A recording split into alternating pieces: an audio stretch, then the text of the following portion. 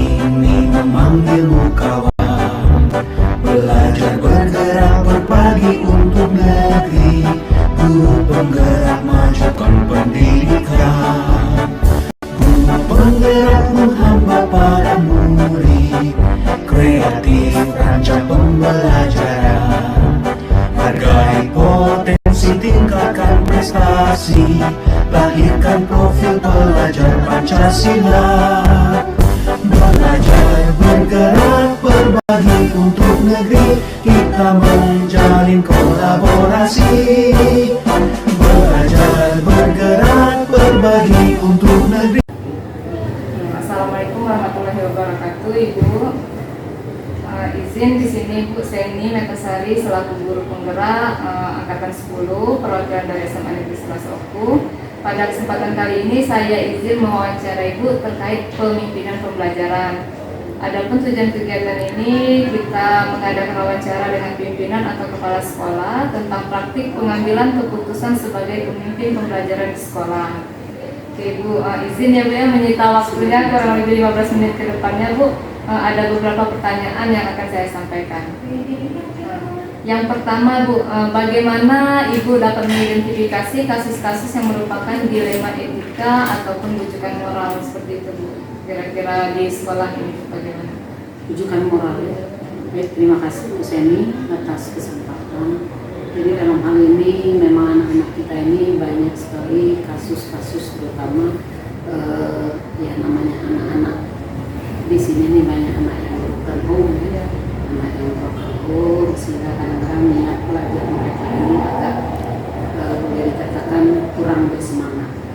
Namun ditinjau dari beberapa sisi, dari terutama saya sebagai pimpinan di sini mengajak semua dewan guru harus mempelajari apa latar belakang mereka ini. Tentunya tidak ada paksaan moral seperti itu. Jadi dalam arti kata anak-anak yang broken home itu memang harus ada pelatihan khusus sehingga anak-anak tersebut masih tetap semangat dan termotivasi dengan support-support yang diberikan antara lain dari guru mata pelajaran dan lain kelas baik BK dan bapak ibu guru yang lain ya. Insya Allah anak-anak kita ini terus kita perhatikan adab dan etikanya sehingga mereka tetap termotivasi untuk melaksanakan pendidikan itu, pembelajaran di sekolah. Baik Bu, banyak sekali Bu ya yang memang diidentifikasi berhasil di daerah kita, terutama Bu ya Lubu Batang ini. Oke Bu, selama ini bagaimana Ibu menjalankan pengambilan keputusan di sekolah Ibu, terutama untuk kasus-kasus yang Ibu sampaikan tadi, misalkan ada dua kepentingan yang kita rasa sama-sama benar Bu ya, ibaratnya kita melihat dari meninjau ulang nilai kebajikan yang ada. Jadi begini, memang menjadi seorang guru itu memang ada pilihan dan pasti akan dihadapkan dengan berbagai persoalan. Apalagi kita menghadapi anak-anak yang punya banyak sekali. Memang betul sekali, dan saya juga tidak mau untuk memutuskan secara langsung atas kasus-kasus yang pernah dialami anak-anak. Jadi ada kerjasama antara waka kesiswaan dan waka-waka yang lain, terutama ada BK.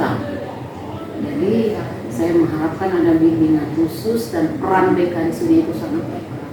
Apa latar belakang anak-anak yang seperti itu? Nah, jadi kerjasama yang baik antara dewan guru, waka dan BK di sini. Jadi tidak bisa langsung memvonis anak itu. Jadi kira-kira seperti itu. Jadi tidak bisa memutuskan sendiri. Artinya dalam mengambil keputusan perlu diadakan musyawarah bersama baik dari guru BK, wali kelas dan kesiswaan juga, terutama waka-waka yang lain juga. Jadi ya namanya manusia itu kan banyak pandangan yang berbeda. Mungkin yang satu mempertahankan seperti ini dilihat dari sudut yang berbeda. Jadi kita menilai anak-anak itu ditinjau dari berbagai aspek. Ya, bukan saja dari akademiknya, tapi banyak poin-poin yang lain harus kita tinjau. Nah, disitulah akan timbul kebijakan-kebijakan atas apa yang diikuti siswa. Sekaligus berarti perlu pertimbangan yang matang ya. Yang ketiga, Bu, langkah-langkah atau prosedur seperti apa yang biasa Ibu lakukan selama ini, Bu? Jadi dalam menangani kasus Ya. yang pertama saya akan memanggil wakil kesiswaan karena dia yang terlibat langsung dalam hal ini. Tentunya kasus-kasus siswa itu pasti wakil kesiswaan. Di samping itu data dari wali kelas dan BK. Nah, di sini BK ini memang sangat berperan.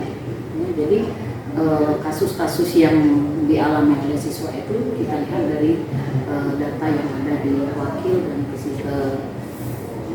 wali kelas dan BK. Berarti yang pertama yang Ibu lakukan yaitu memanggil Betul. terlebih dahulu wakil kesiswaan. Biasanya Iya. memang kalau sudah di puncak itu kesiswaan terkekal. Jadi tidak bisa langsung wakil kesiswaan memvonis, begitu juga dengan guru BK. Jadi harus kita pelajari dulu latar belakangnya seperti apa. Ya, Jadi memanggil yang bersangkutan, Betul. terus juga ditanya keinginan sejauh mana sudah ada bimbingannya, sejauh mana latar belakang ini. Jadi kita tidak bisa memvonis langsung seperti itu. Tidak bisa menugas anak itu bahwa anak itu salah. Yang keempat, Bu, hal-hal apa saja yang selama ini Ibu anggap efektif dalam pengambilan keputusan pada kasus-kasus dilema etika ini? Ya, kalau menurut saya kita perlu kerjasama dengan pihak luar, terutama orang tua. Orang tua ini perannya sangat penting karena apapun bentuknya orang tua itu harus tahu.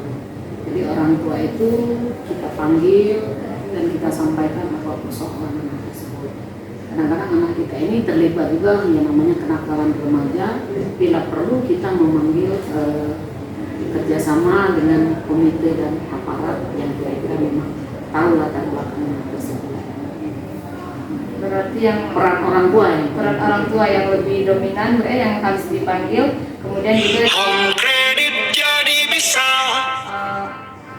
wilayah keluarga lah, seperti itu, koramil ataupun aparat kepolisian seperti itu ya. Karena tidak menutup kemungkinan anak-anak kita ini kan bisa saja di sekolah, di lingkungan sekolah seperti itu ada masalah, dia bisa mengajak orang tua.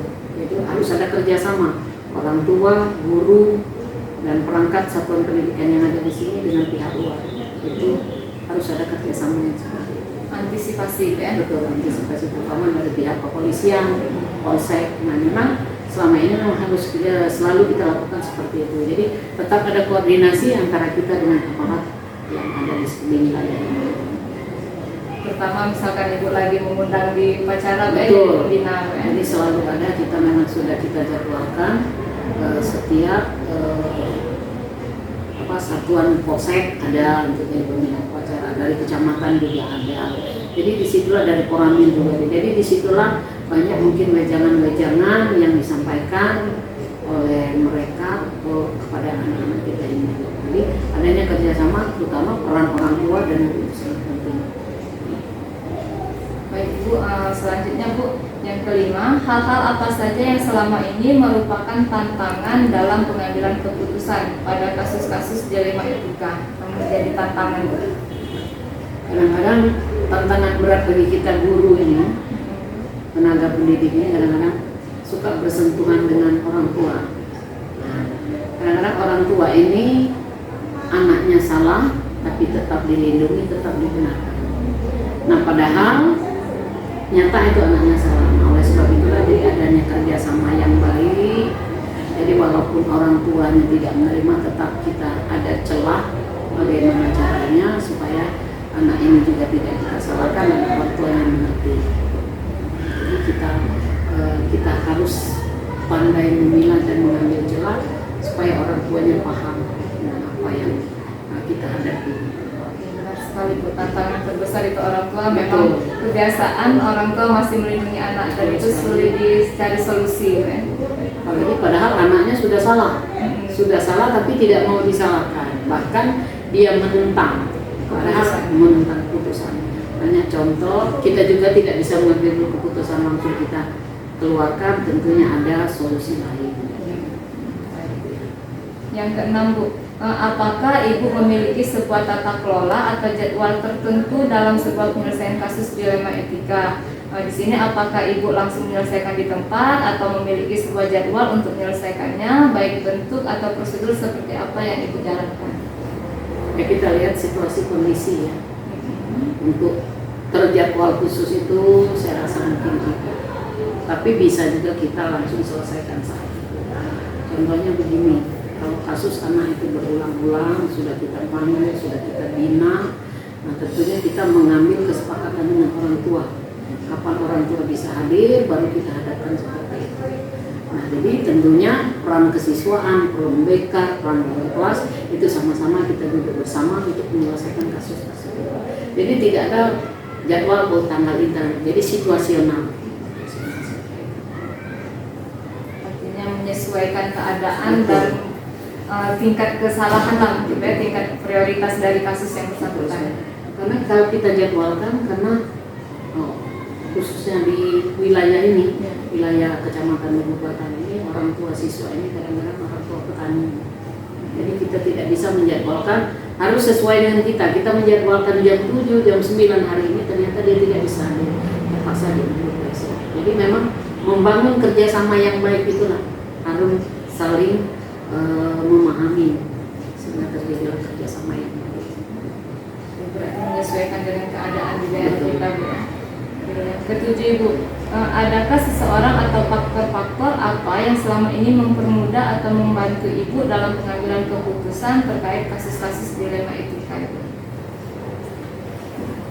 Dalam pengambilan keputusan ini ya tentu seperti yang saya katakan itu tidak sendiri kan. Ya. Di situ ada wakil kesiswaan, ada wakil kurikulum, ada BK.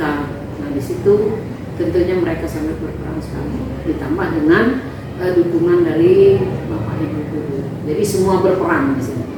Jadi tidak mungkin keputusan itu diambil sendiri. Jadi apapun kita keputusan. Berarti faktor yang mempermudah atau membantu itu tentunya jajaran yang ada di sana. Jajaran dan semua staf yang ada di sini.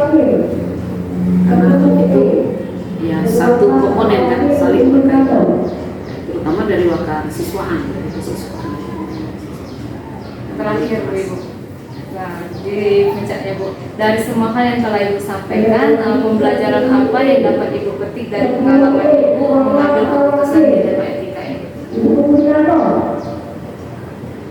Dilema yang harus yang selalu kita hadapi ini adalah itu adab deh, adab anak-anak kita ini memang dibandingkan dengan sekolah di bawah sana yang tinggal, budaya mereka juga, santun mereka juga, tapi kita juga harus memaklumi mereka dibesarkan di lingkungan yang tentunya tidak sama dengan anak-anak yang sekolah di luar sana, karena kita di sini orang tuanya beragam.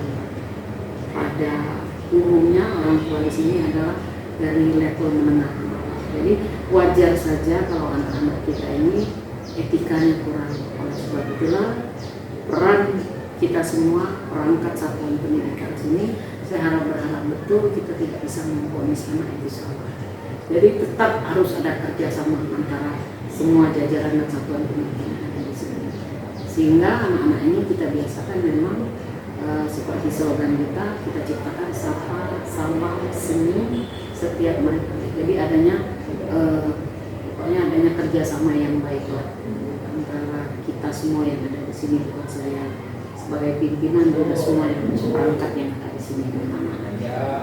Jadi harapan kita supaya anak kita ini ya punya etika yang baik, ada etika yang baik. Berarti dari yang setelah saya disimak dari 8 pertanyaan yang disampaikan, bahwa proses yang di wawancara ini benar-benar memberikan arahan dan juga masukan buat saya pribadi juga, Bu. Sebelumnya yang mungkin di sini akan menjadi pengalaman untuk saya ke depan. Betul. Seperti itu, Bu. Pembelajaran dari dilema etika ini juga sebenarnya kalau untuk kita belum berada di posisi seperti Ibu mungkin belum terlalu banyak bentrokan atau belum banyak menghadapi, tapi seiring waktu ternyata seperti itu yang dirasakan oleh seorang pemimpin. Ya, insya Allah Bu Seni juga nanti kan mungkin beberapa tahun ke depan setelah mengikuti pembelajaran seperti ini apa yang sedang dilakukan akan sampai pada titik ini, tidak menutup kemungkinan kan berapa tahun ke depan. Jadi harapan saya memang untuk mengambil keputusan kita tidak bisa mengambil keputusan sendiri. Jadi harus atas, bawah, kanan, kiri itu harus banyak berpindah.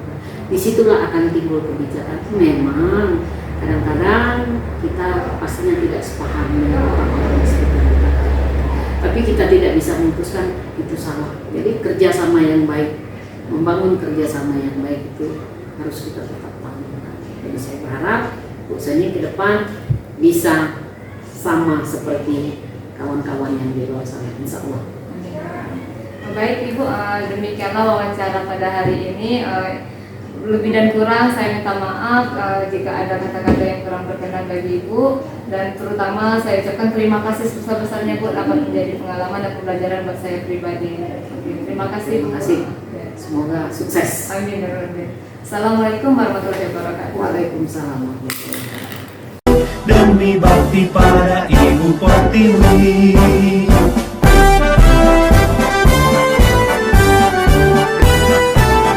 Assalamualaikum warahmatullahi wabarakatuh, Bu Eka. Waalaikumsalam warahmatullahi wabarakatuh. Izin Ibu perkenalkan diri dulu, nama saya Seni Metasari, calon guru penggerak angkatan 10 dari Kabupaten Oku. Di sini saya bermaksud menemui Ibu, ini ada tujuan kegiatannya, yaitu mengadakan wawancara dengan pimpinan atau kepala sekolah atau wakil tentang praktik pengambilan keputusan sebagai pemimpin pembelajaran. Izin Ibu, saya kurang lebih menyita waktu Ibu 15 menit ke depannya dengan beberapa pertanyaan wawancara yang ada Ibu. Iya, silakan Bu. Sehat ya Bu ya? Alhamdulillah sehat selalu, Ibu harus sehat. Ya. Izin Ibu, di sini saya akan memberikan pertanyaan, yaitu selama ini bagaimana Ibu dapat mengidentifikasi kasus-kasus yang merupakan dilema etika atau pembujukan moral Bu? Kalau selama ini dalam kasus-kasus yang terjadi ya, kebetulan saya di sini adalah sebagai wakil kurikulum, jadi kasus-kasus yang terjadi itu adalah kasus di mana karena kita sesuai dengan job kita ya, sesuai dengan kita. Kebetulan saya kasus-kasus adalah kasus-kasus para guru nih, para guru karena saya wakil kurikulum, jadi lebih banyak di kasus guru ya, bukan kasus siswa. Walaupun sebelumnya saya pernah menjadi di kasus kesiswaan. Jadi untuk menentukan yang merupakan dilema etika atau rujukan moral, ini menjadi memang satu dilema sebenarnya. Dilema juga untuk kita, bagaimana sih kita mengidentifikasi kasus ini. Kalau dilema etika itu menurut saya itu dilema etika itu dua-duanya itu sama-sama benar nih, duanya benar. Tapi mana nih yang menurut kita yang paling benar, dan itu merupakan dilema etika. Tapi kalau rujukan moral, ada hal yang menjadi kita dikasih lah, misalnya dikasih satu iming-iming, itu menurut saya rujukan moral ya.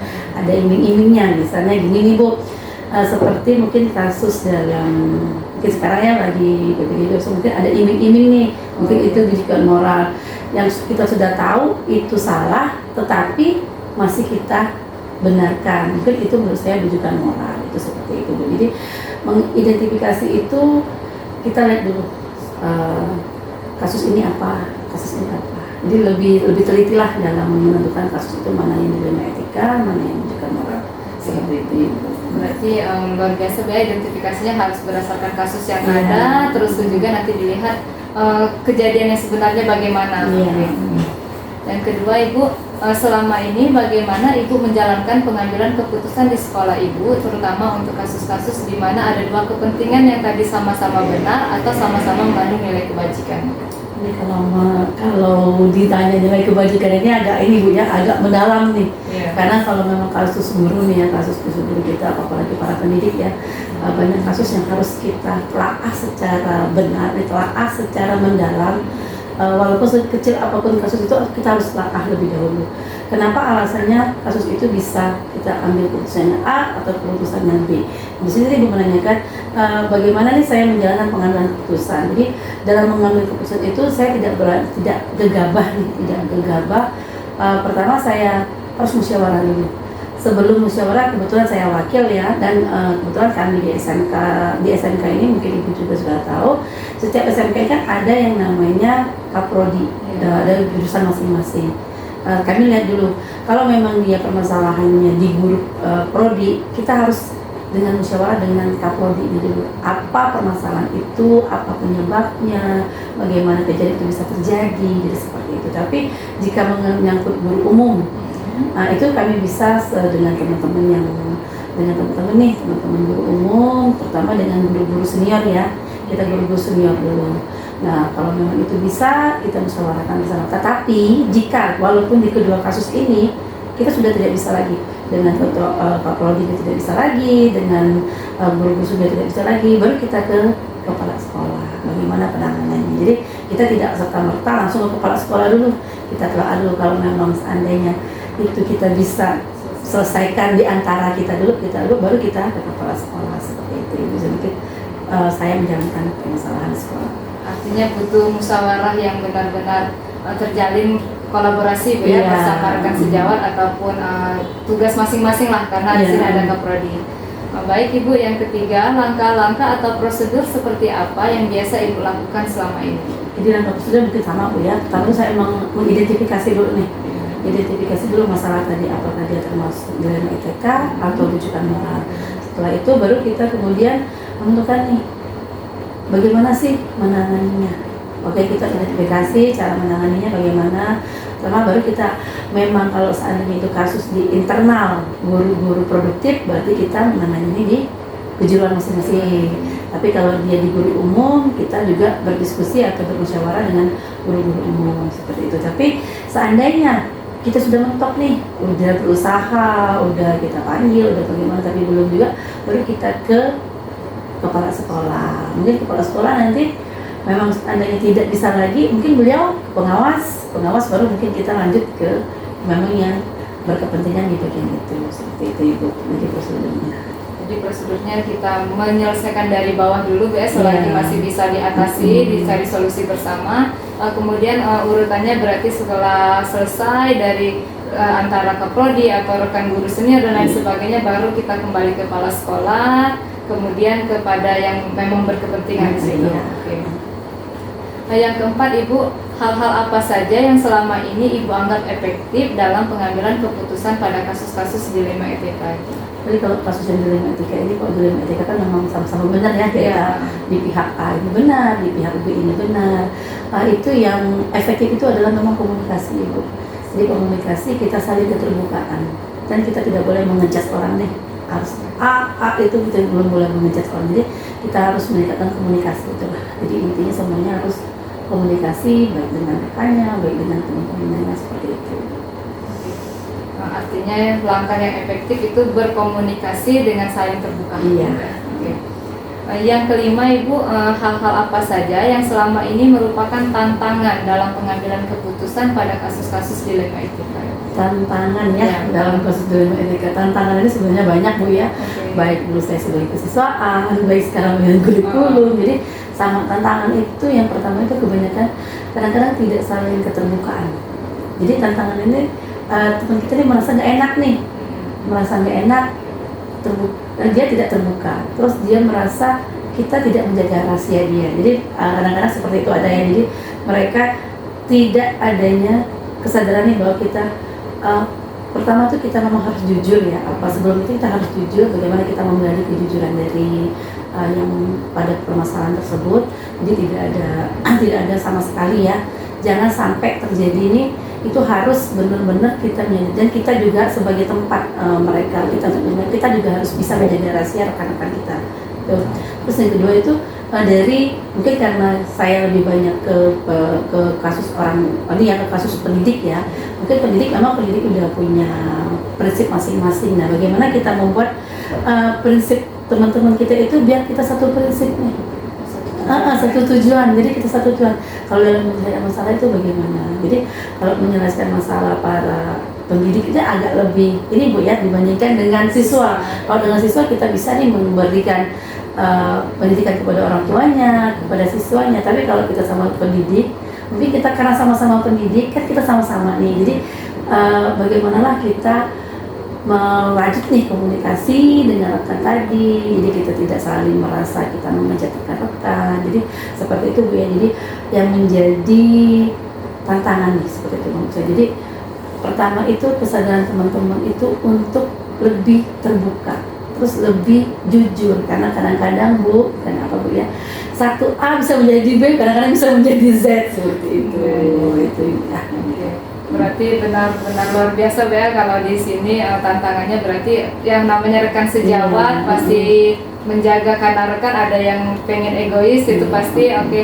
Berarti perlunya tantangan yang terbesar itu dalam merajut kerjasama dengan saling terbukaan, juga ibaratnya kita mempunyai satu tujuan. Iya, Ibu.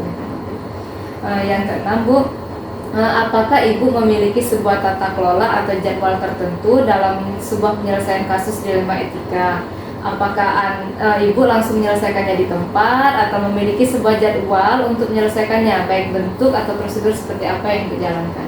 Kalau kasus Bu ya, ini sebenarnya tidak mungkin terjadwal Bu ya, karena kasus itu terjadi, kita tidak tahu nih, kadang-kadang pada saat ternyata kita perasaan hari ini tidak mungkin terjadi kasus, nyatanya ada kasus hal yang, nah kalau memang kasus itu sangat-sangat penting atau urgent, nah kami berusaha menyelesaikan hari itu juga.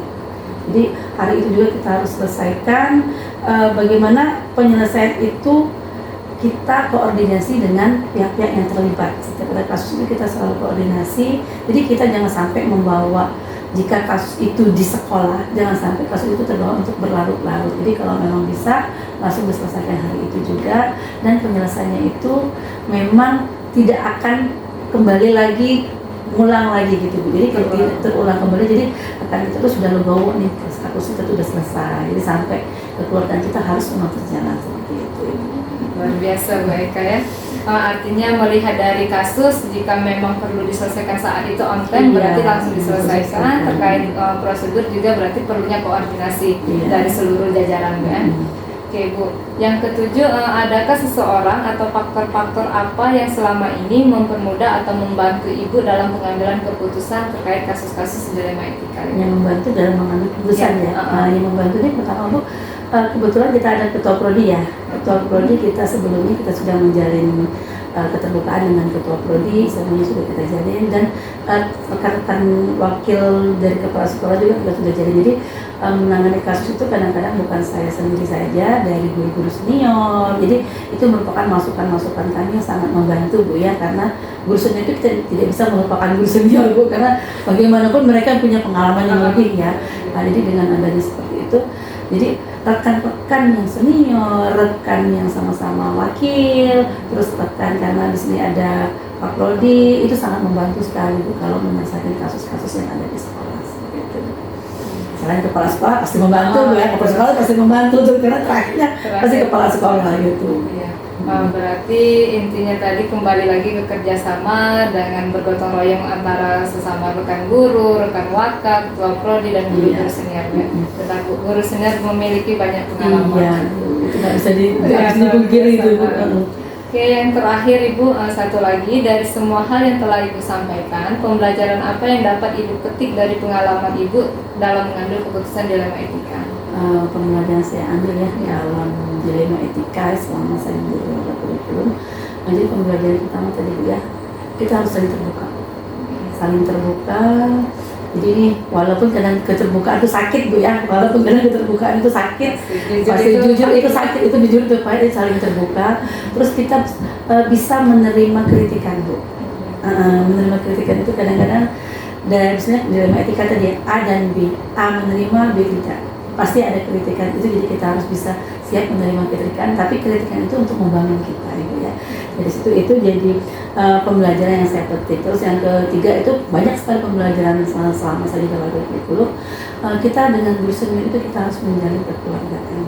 Dengan rekan-rekan semuanya itu harus benar-benar kita berkolaborasi, kekeluargaan, kita tetap menjalankan etika kita lah, seperti itu.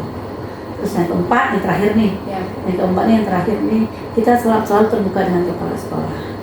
Walaupun kadang permasalahan itu kami selesaikan, tapi tetap kami ceritakan dengan kepala sekolah, kejadiannya bagaimana, biar kepala sekolah juga tahu. Jangan kepala sekolah tahu dari orang lain, bukan tahu dari kita. Jadi seperti itu Ibu. Jadi pengalaman ini yang berharga untuk saya Bu. Yang pastinya benar tadi yang Ibu sampaikan, saling terbuka, terus menerima kritikan. Sakit ini sakit, wajib diterima, ada pro dan kontra yang terjadi. Yang ketiga, tentunya rasa kekeluargaan dengan guru senior ataupun rekan itu karena memang banyak memberikan pelajaran berharga, biasanya pengalaman dari mereka, beliau-beliau yang sudah senior. Yang keempat itu terbuka dengan kepala sekolah meskipun bercerita sudah di ending seperti Iya, itu ya, tapi sudah di ending. bapak yang atau pimpinan kita itu mengetahui dengan rinci seperti itu. Karena menurut saya tidak semua hal yang harus pimpinan tahu, karena pimpinan juga banyak yang harus mereka diselesaikan. Makanya dia ada wakil. Ya. Oke Bu. Demikianlah Bu ya wawancara kita hari ini. Lebih dan kurang saya minta maaf, dan yang menjadi pelajaran ini sangat-sangat berharga buat saya pribadi.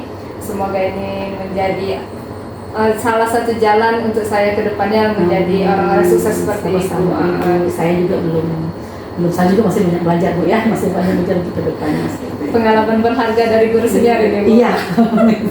Oke, terima kasih Bu Eka. Assalamualaikum warahmatullahi wabarakatuh. Waalaikumsalam warahmatullahi wabarakatuh. Bulatkan tekad, kuatkan hati, negeri ini memanggil. Assalamualaikum warahmatullahi wabarakatuh. Bu Ika. Waalaikumsalam. Izin Bu, Ibu selaku kepala sekolah dari SMP Wisata Marta Batu Raja. Adapun di sini saya izin memperkenalkan diri terlebih dahulu bahwa saya Seni Metasari, calon guru penggerak angkatan 10 dari Kabupaten Oku. Iya. Di sini tujuan kegiatan ini Bu mengadakan wawancara dengan pimpinan atau kepala sekolah tentang praktik pengambilan keputusan sebagai pemimpin pembelajaran di sekolah ini. Nah, izin Ibu, saya akan kurang lebih menyita 15 menit kemudian waktu Ibu terkait dengan beberapa pertanyaan yang akan saya sampaikan. Boleh bisa. Di sini Ibu relax santai saja, tidak apa-apa, bisa lebih santai seperti itu. Ada 8 pertanyaan ya Bu. Yang pertama, selama ini bagaimana Ibu dapat mengidentifikasi kasus-kasus yang merupakan dilema etika atau rujukan moral?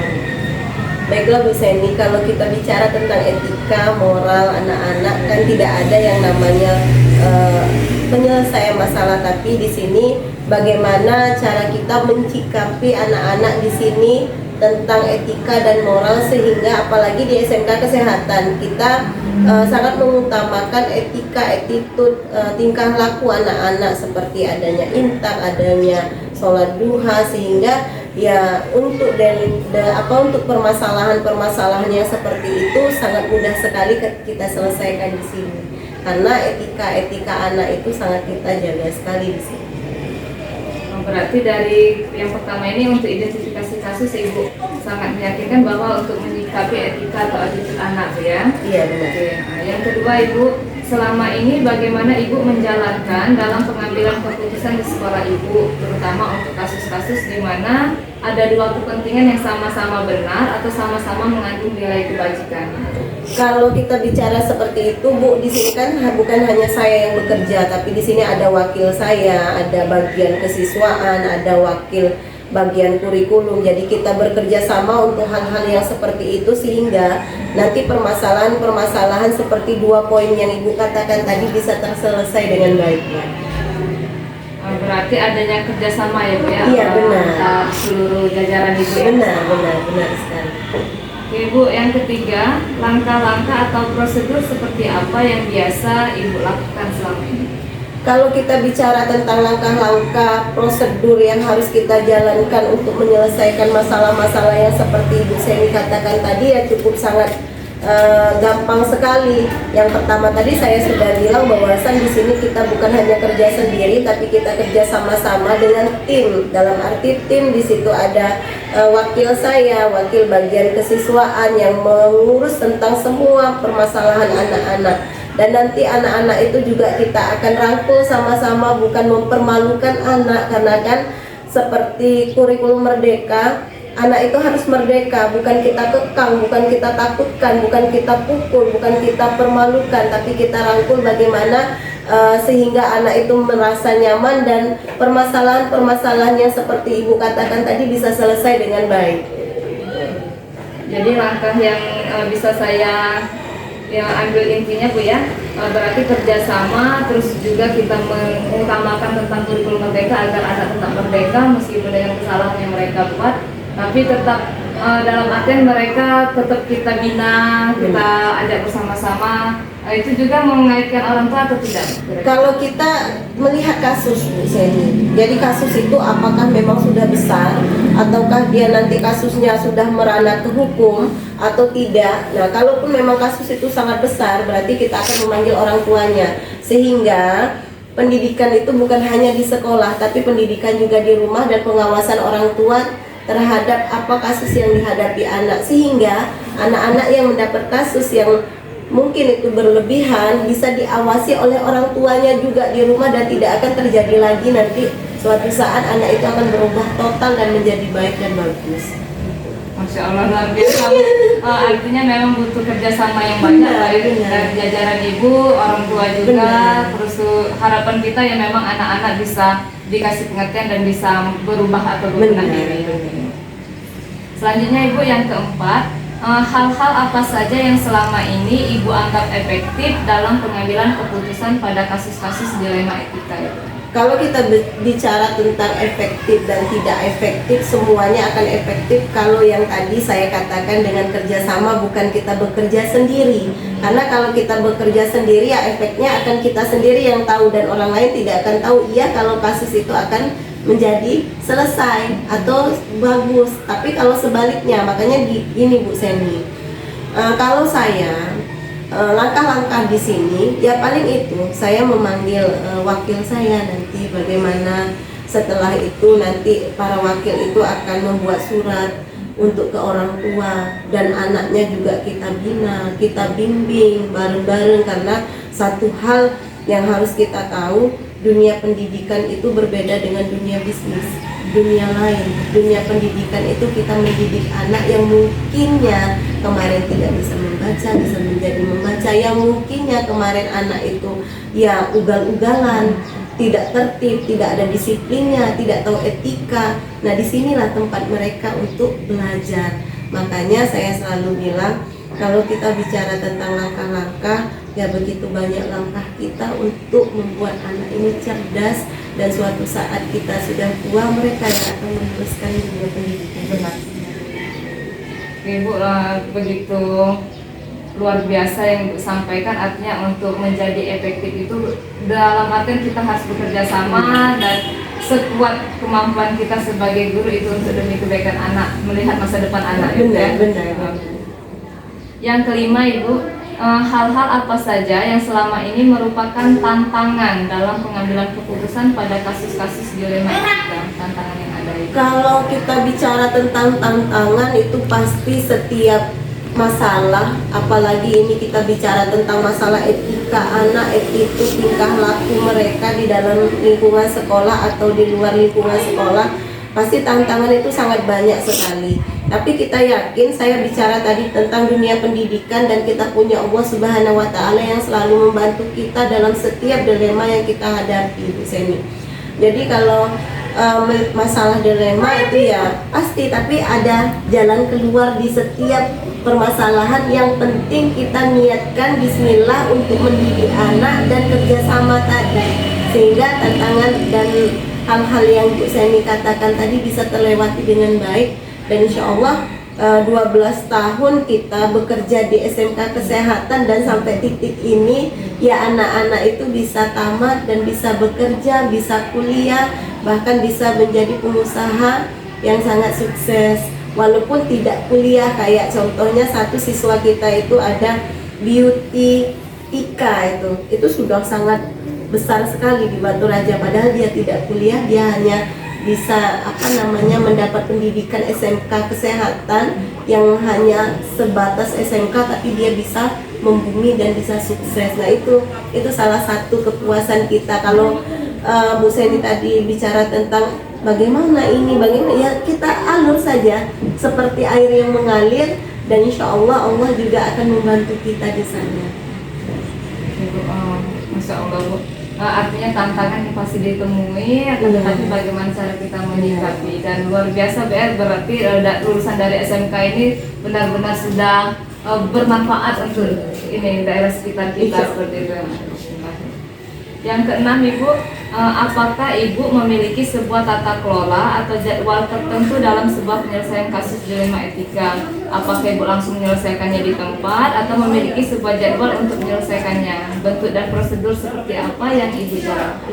Kalau bicara tentang tata kelola untuk kita menyelesaikan suatu masalah pasti Bu. Makanya di sini saya bicara dengan wakil saya, terutama kita kan bicara tentang etika, attitude anak-anak dan tingkah laku mereka. Di sini ada wakil bagian kesiswaan, insya Allah itu Bu Endang Wahyuni. Jadi mereka saya suruh buat yang namanya program. Nah di program itu nanti mereka juga buat jadwal. Di jadwal itu ya salah satunya saya bilang masukkan intaknya.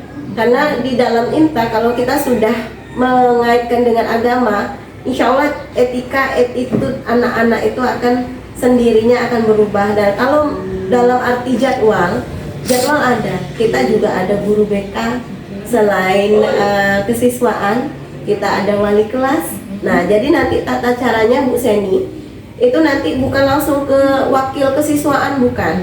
Jadi nanti dia dari wali kelas. Wali kelas itu ada yang namanya kredit poin kita. Kredit poin, nanti kredit poin pelanggaran anak termasuk etika, termasuk semua pelanggaran itu ada di sana. Di situ ada tertulis 18 kredit poin pelanggaran anak dan ada poin-poinnya. Kalau dia sudah mencapai 25, berarti itu mencapai 10 kalau tidak salah. Mencapai 10 itu wali kelas. Nanti sampai 25 itu naik ke BK. Nanti sampai 50 itu naik ke kesiswaan. Kalau dia sudah sampai poin 75, itu batasnya anak itu harus dipanggil orang tua dan kita harus hadapi bersama-sama. Berarti poin itu sudah sangat berat sekali. Jadi memang ada program-program dan jadwal-jadwalnya, bukan langsung kita brek dan menyelesaikan, tidak. Tapi kita ada poin, ada batas-batasnya, sehingga anak itu kan, oh dia sudah dapat poin segini, sudah dipanggil wali kelas, berarti harus berubah. Kalau enggak nanti poinnya akan naik. Makanya sejauh ini masalah etika dan jadwal kita alhamdulillah tidak pernah mencapai 75%. Jadi anak itu sebatas BK itu insya Allah sudah berubah. Itu tempat kita. Bu. Iya. Luar biasa jadi pengalaman Bu ya. Iya. Artinya dari SMK Bina Marta ini sudah sangat rinci, sudah ada jadwal, bahkan kredit point juga, dan cara tindak lanjut prosedur yang dilakukan benar-benar berkoordinasi dari bawah sampai ke atas Bu. Luar biasa Bu. Dua lagi ya Bu ya, yang ketujuh, adakah seseorang atau faktor-faktor apa yang selama ini mempermudah atau membantu Ibu dalam pengambilan keputusan dalam kasus-kasus dilema etika? Kalau mempermudah ya kembali lagi ke poin berikutnya tadi Bu Seni. Jadi di sini kan saya sangat terbantu oleh waka-waka saya, wakil-wakil saya. Nah wakil itulah yang sangat membantu sehingga ya kasus yang Bu Seni katakan tadi tidak sampai puncak, tidak sampai ke ranah hukum. Jadi sebatas di sekolah dan dibatas dengan waka-waka tadi itu bisa terselesai, sehingga saya mengalami kemudahan di sini karena bantuan waka kesiswaan. Kalau masalah anak-anak itu ya insya Allah BK, wali kelas itu sangat membantu saya. Luar biasa Bu ya. Faktor yang membantu itu tentunya kerjasama, lagi-lagi kembali ke kerjasama, dan insya Allah tidak sampai ranah hukum. Benar. Yang terakhir Ibu, yang ke-8, dari semua hal yang Ibu sampaikan, pembelajaran apa yang dapat Ibu petik dari pengalaman Ibu mengambil keputusan dilema etika ini? Kalau pengalaman pribadi ataupun pengalaman yang saya alami selama kasus yang dilema etika, tentang attitude anak selama 12 tahun ini, saya merasa bahwasan anak itu adalah mutiara yang harus benar-benar dijaga oleh kita semua Bu Seni. Mungkin sekarang di tingkat SMK, tapi tanpa kita sadari anak itu dari tingkat SD, SMP, SMK itu mutiara yang sangat kita harus benar-benar genggam, kayak telur nih Bu Seni. Kalau digenggam keras dia pecah, kalau kita taruh ke bawah dia pecah. Berarti kita harus hati-hati, harus dengan lembutnya, sehingga jangan pernah mengejas anak yang sudah punya permasalahan etika itu harus dikucilkan, harus dibuang, itu jangan, itu pengalaman saya. Tapi anak yang etikanya sudah bermasalah, attitude-nya sudah bermasalah, ayo kita rangkul, kita ajarkan anak itu. Satu hal, jangan pernah kita hanya mengajarkan tentang materi, tapi masukkanlah ke dalamnya agama kita. Kalau saya menganut agama Islam, masukkanlah ke sana, sehingga anak itu bukan hanya cerdas di otak, tapi anak itu juga nanti akan punya etika, attitude yang baik dan benar, dan dia akan bisa melangkah maju setelah ke SMK, ke jenjang yang lebih tinggi lagi. Itu pengalaman saya mungkin Bu Seni. Jadi pembelajaran yang bisa saya simak di sini bahwa kita harus menganggap anak itu bagaikan mutiara yang harus benar-benar dijaga, diayomi, dan juga dari sini juga bahwa kita itu mengajarkan anak atau mengajak anak itu menjadi orang yang berilmu dan beradab. Mungkin seperti itu Bu ya. Benar Bu Seni. Terima kasih Bu Lika atas kesempatan yang Ibu telah berikan kepada saya, dan ini juga jujur menjadi pembelajaran berharga juga buat saya. Semoga nanti bisa seperti Ibu ke depannya, dan juga yang pastinya kita itu menyayangi anak setulus hati. Mungkin itu Bu ya. Oke Bu, terima kasih Bu. Assalamualaikum warahmatullahi wabarakatuh. Waalaikumsalam warahmatullahi wabarakatuh. Kawan, belajar bergerak berbagi untuk negeri, guru penggerak majukan pendidikan, guru penggerak menghamba pada murid, kreatif rancang pembelajaran, hargai potensi, tingkatkan prestasi, lahirkan profil pelajar Pancasila. Belajar bergerak berbagi untuk negeri, kita menjalin kolaborasi. Belajar bergerak berbagi untuk negeri, demi bakti pada Ibu Pertiwi.